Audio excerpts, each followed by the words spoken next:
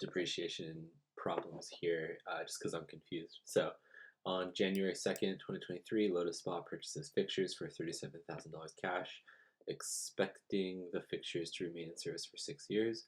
Lotus Spa has depreciated the fixtures on a straight line basis with 3,000 residual value. 24,000. Okay, so where I am getting caught up is the less accumulated depreciation asset, which I think I figured out pretty well. I just want to kind of walk through this again. And we have the depreciation expense fixtures. Okay, cool. Let's do a problem together. So on January 2nd, here's a new one just for pet purchases.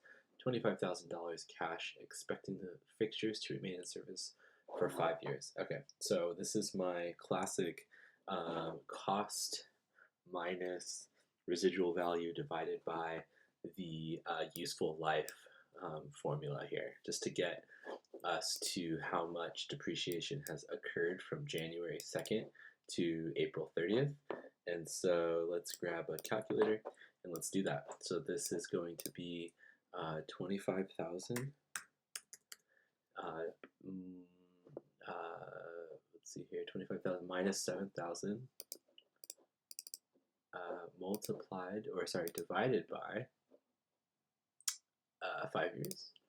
And that equals $3,600 a year of depreciation. But we are only going from January to April, so I'm going to divide that by 12 months, and then I'm going to multiply that by January, February, March, April, which gives us $1,200 of depreciation expense.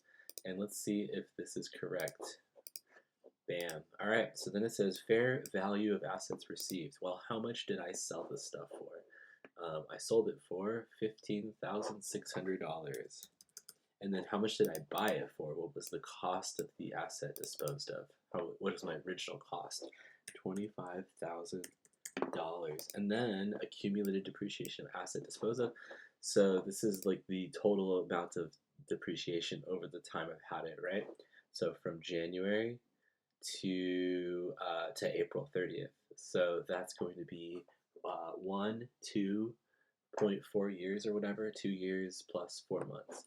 So how do we figure that out? Well, we know that if we take our, let's see here, 25,000 minus the residual value of $7,000 divided by 5 years, that gives us $3,600 a year. So 3,600 times 2 is $7,200 of depreciation, and then I have to add an extra month, right? So 3,600, right? That's how much we want. Yeah. So 3,600 divided by 12. Oops. 3,600 divided by 12 equals 300 times 4 equals 1,200. Oh yeah, remember? That's how much depreciation was for 4 months. So then I add that to my 7,200, which is going to give me 8,400 of depreciation. And then I do the math. What's 25,000 minus 8,400? And that equals 16,660, and it looks like I'm going to have a loss, right? So then I take my 15600 minus 16,600. That equals negative $1,000. So I have a loss of $1,000. Kablam. And then I have to record the sale of the fixture on April 30th. So that was a cash sale, right? Of let's see here. How much did I sell this for, right? 15,600. And then I'm going to do my accumulated depreciation here for the fixtures, which was going to be, we calculated that 8,400 right there.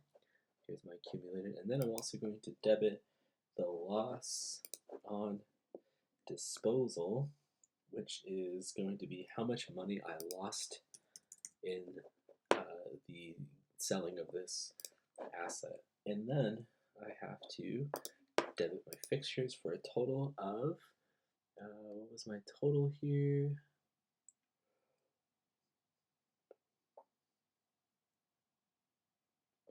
how much I bought this for, right? 25,000. And then I'm going to sold fixtures. Let's see if that's correct. Bam. So I just want to point out again one more time for myself in the future. 25,000 was the cost of the asset, and that is going to be the fixture account that's going to be credited $25,000. So there it is. There's the sale and depreciation.